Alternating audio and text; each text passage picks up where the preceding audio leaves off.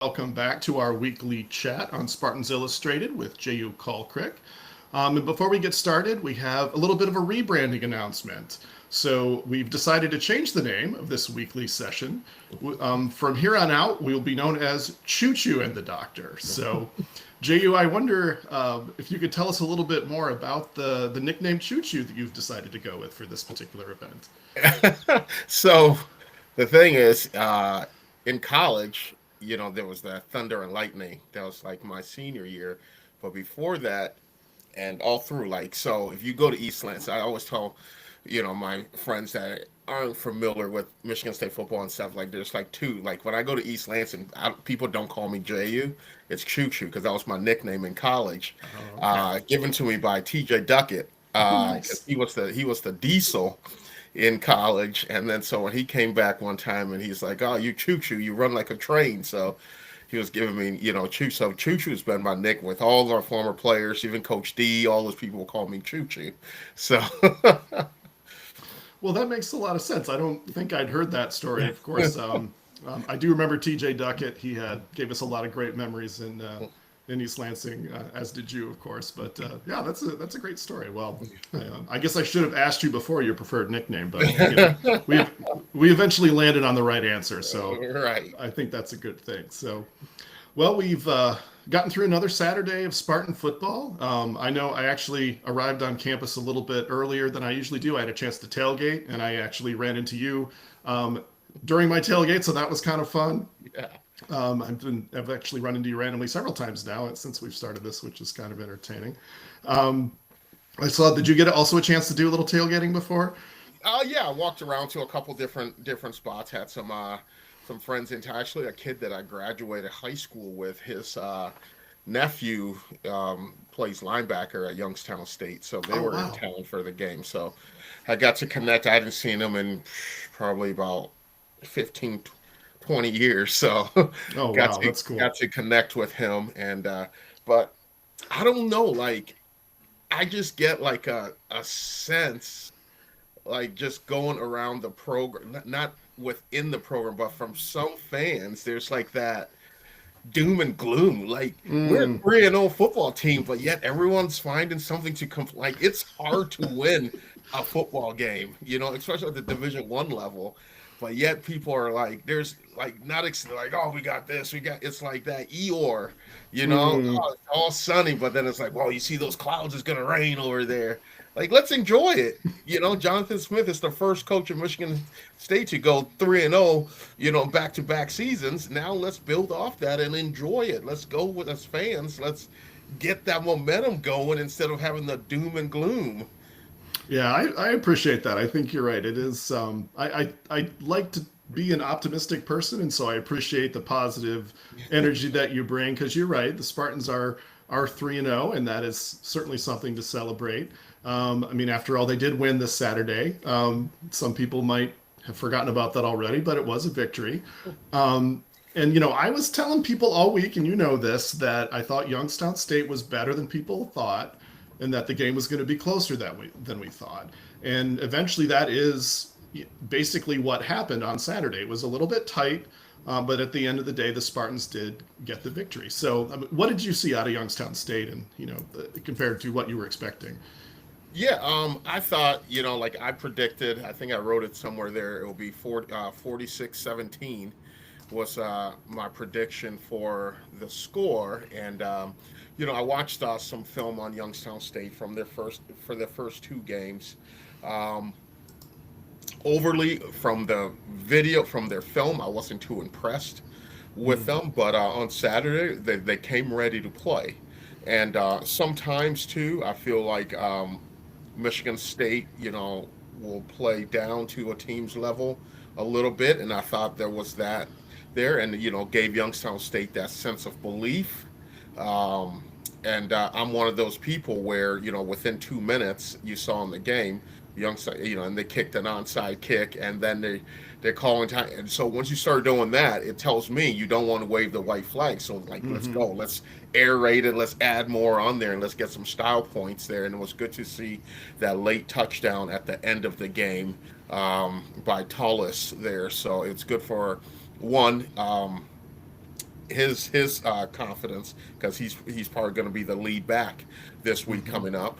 And two is just you know getting some style points a little bit there. But I thought Youngstown State had a very good game plan. But once again, Michigan State took care of business like they should have. That's a team on paper that they should have beat, and they did. They beat them, and they rotated a lot of guys. We didn't see Jordan Hall in the second half. We didn't see some of the key starters in the second half. So I thought they did what they were supposed to do.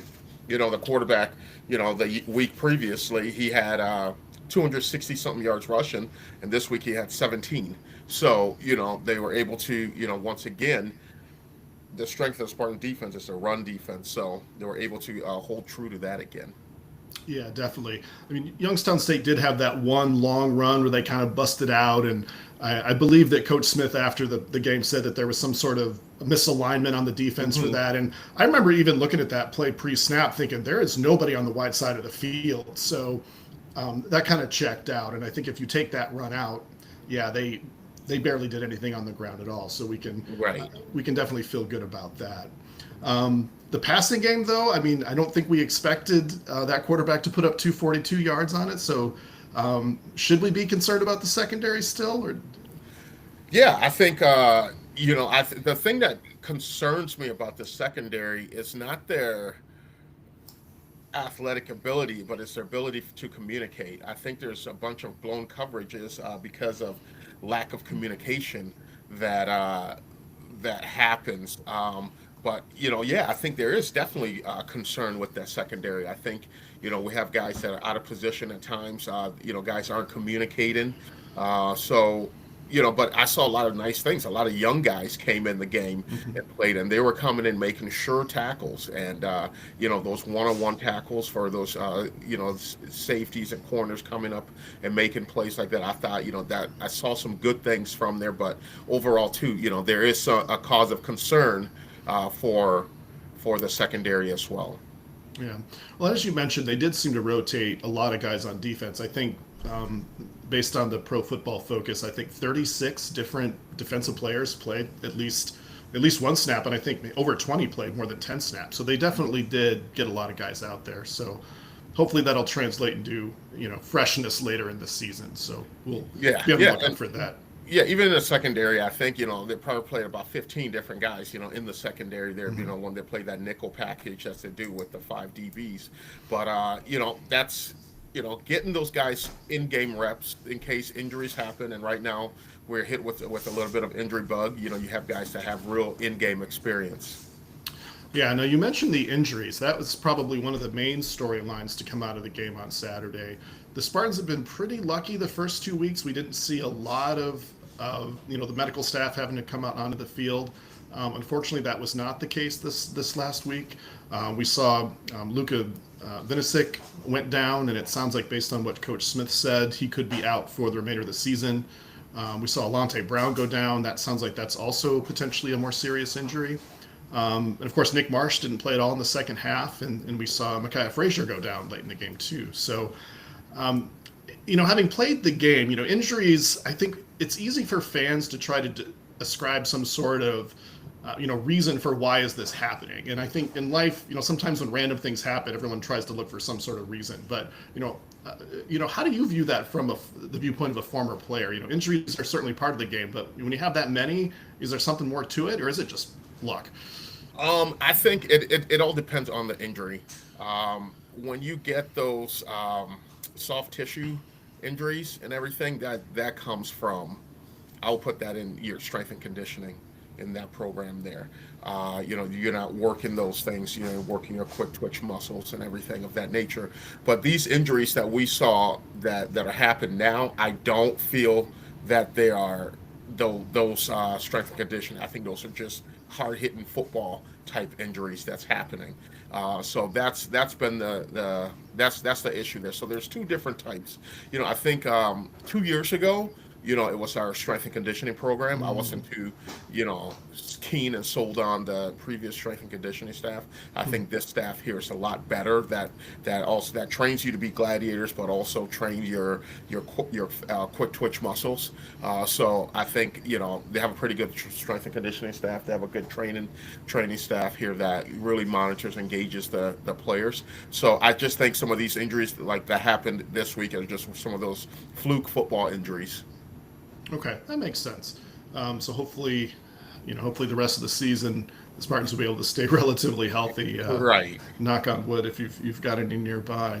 Have you heard anything about Nick Marsh or Mekhi Frazier beyond what Coach Smith said? I don't know if you have any inside intel you can provide, or if you're at liberty to say, but. I unfortunately I have some insider tell, but I can't provide it. Oh, okay.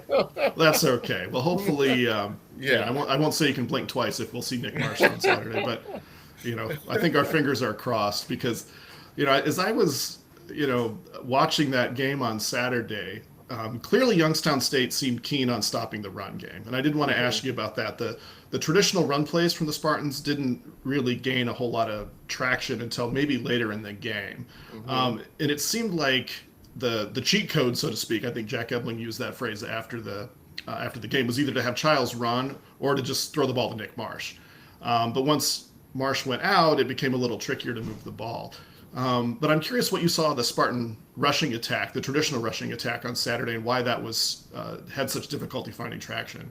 I mean, overall the Spartans, they ran the ball 33 times for 174 yards. I think that's a pretty good day at the office.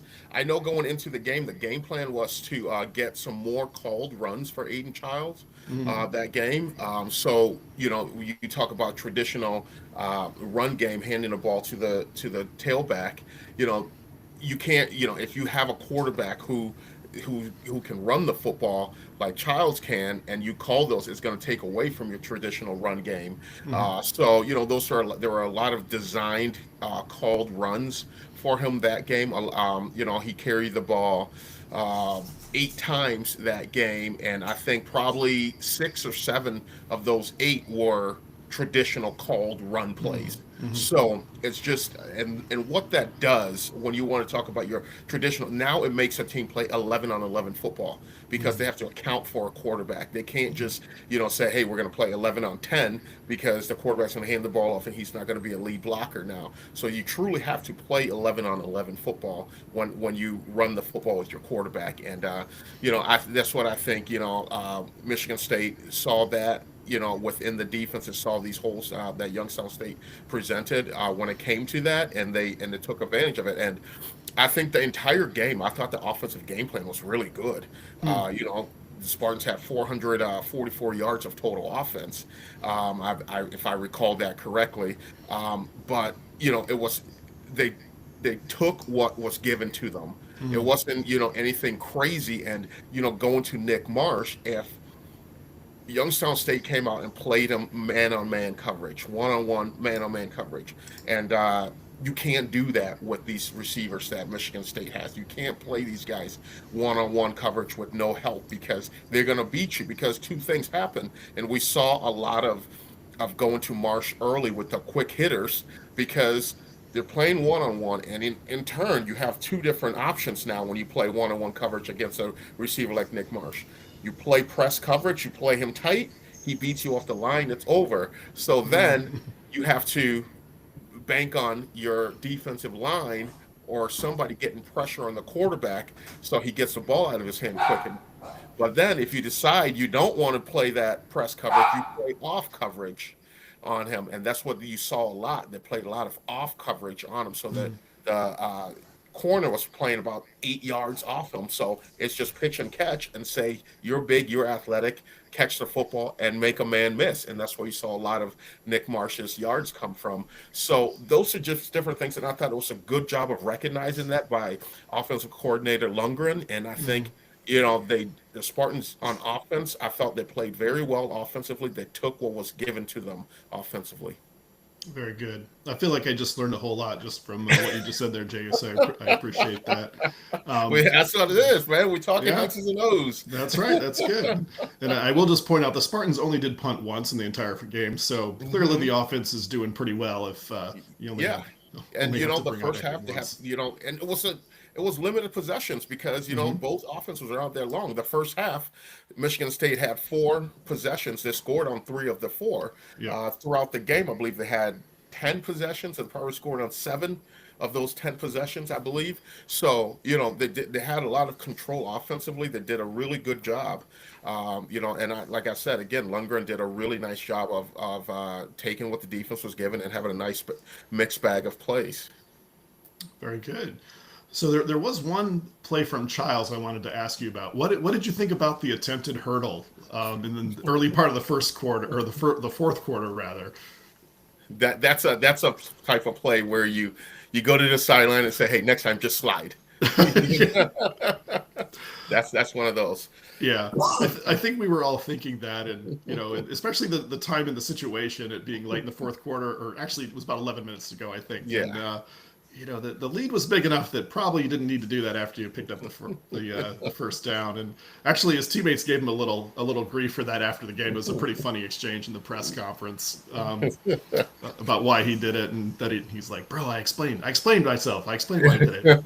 And Velling's just like, "Don't do that again." Yeah, yeah. So. And he was another one too. Velen, Mhm. he had a nice coming out party there. 6 catches for, I believe he had about 70 yards or so. That game, if I'm not, I'm just You are trying to remember correct. the stats off the top of my head You here. are exactly correct. Yeah, okay, yeah. I think it was very nice to see him come to the party, and now he's starting to get that old Jack Velen back. Now Mhm. he's 100% healthy, so that was really nice to see. I would have loved to see him get in the end zone for one of those, but he's that's something that he presents, and I think a lot of games, especially in the Big Ten, Michigan State's going to win that. You know, if you go position battles, the tight ends, Michigan State have a lot of really good tight ends with Michael Masuna emerging as he had a really good fall camp, and now he's Mhm. he's being productive in the pass game. Jack Velen coming and Perchek, it was nice to see him back in action Mm. this past week. Yeah, absolutely. So I guess despite the some of the negative vibes that we're feeling, it was a pretty good day for the Spartans on Saturday, and there was a lot of bright spots. So Yeah, absolutely. I think anytime you come out of a football game with a W, it's a good day. yeah, absolutely. All right, so turning now to the rest of the season. Of course, the next game up on the schedule. We did mention this last week. Of course, the Spartans are having their first Big Ten game, also their first road game as they travel to sunny California, Big Ten country, to face the Trojans of Southern California. So, do you have any initial thoughts on the Trojans? I actually have not had a chance to watch them play yet this year, so I'm not quite sure what to expect. Yeah, the USC, they're a good football team. They're last year they came into the conference, they were expecting a lot of big things, and they didn't have the season they had. That's not that same team from last year. If you're looking at USC last year and banking that, it's going to be different. It's going to be a dogfight on Mm. Saturday night. It really is. They have a good quarterback. He's almost about 1,000 yards in passing, 6 touchdowns. He's thrown no interceptions. They have a good run game. The running back Jordan. He's a guy creeping up in that 300 yards. He's their leading rusher there. Um, a lot of good similarities on both sides. I think the battle of the quarterback is going to be who makes the fewest mistakes. Mhm. Will be the successful one and have the best day. Their defense is much improved from last year. Lincoln Riley is an offensive genius, an offensive mastermind, but Mhm. what's gotten them in trouble in the past is the lack of defense that they play. So they've been in shootouts, but I think their defense is much improved from years past. So it's gonna be a track meet one out there, but it's gonna be how the Spartans acclimate to traveling east to west to play Mhm. and the time change. But I will say it's a lot easier to go from the East Coast to the West Coast to play a Yeah. game than it is coming from the West Coast to the East Coast to play. So Yeah, that makes sense. Just from uh, travel for business or for pleasure, the definitely it's easier to fly west than to fly east. yeah. I've had that experience myself as well. I think it's interesting how you mentioned the quarterback that makes the fewest mistakes would likely um, be on the winning team. That's one Hmm. thing we've definitely seen improvement from Aiden Childs this season. He did have his first interception this past week, but I don't think we can really blame him for that. It was a tip ball at the line that was picked off. Right. Um, but I guess being on the road is a little bit new experience. So how do you think Childs is going to respond to playing on the West Coast again? Yeah. So the big thing with that is Childs is the type of player, he's an emotional player. So it's going to be key. Um, the unsung hero is going to be John Boyer, the Mm. quarterback's coach. Hmm. Because Boyer is a guy who's chill, he's laid, but he gets Aiden back, into that sense of zen a little bit. Because if Aiden comes out, he's back home. I know he has, he's going to have about over 40 people there that he has to get Mm. tickets for the game. And being a kid from Long Beach, his family there, going back home, have that opportunity to play at USC on Fox. He's going to be juiced up, ready to go. So he's going to have to channel that energy and continue to play the way that he's played throughout the season, because I think he's shown a lot of growth game. Each game you've seen him grow. And so he can't let going back home be, the hindrance to him, because that's all still part of the growing process as a quarterback, is how you handle that. And as a quarterback too, you have to have that memory of a fish. You do something, you roll up that play and throw it behind you, and learn on film. But so it'll be interesting to see how he comes out. The first quarter will probably be, he might take some time to settle in the first quarter. Hopefully, if you get a good run game, you can settle him that way, or you get some high percentage throws right off the bat to just get him comfortable, get his confidence level up. That's going to be the key to see, because in football, everyone knows this. I think the first 8 or 10 plays are scripted. Hmm. So you go in there, so you're thinking, you all week long you have these plays down that you're ready to run, and there has to be a nice mix there. There has to be some high percentage throws, and Aiden Childs plays best when he's on the move. I want to see those play actions, those bootlegs, where he rolls Hmm. out and has the option of, hey, my tight end's running a flat route here, and behind him there's a receiver, popping open there. Or if nothing's there, I can run the ball or throw it away. So that's the type of game. The first quarter, I hope we see stuff like that just to get them settled in. Yeah, that sounds good. Well, Jay, you sound fairly optimistic about this weekend's game. I know that some of the early lines I've seen are the Spartans are an underdog by maybe between 14 and 17 points. Hmm. Hopefully, we'll see a little bit better performance than that. Do you have thoughts on? I don't want to give you or make you give a final score prediction, but how do you think it's going to go ultimately?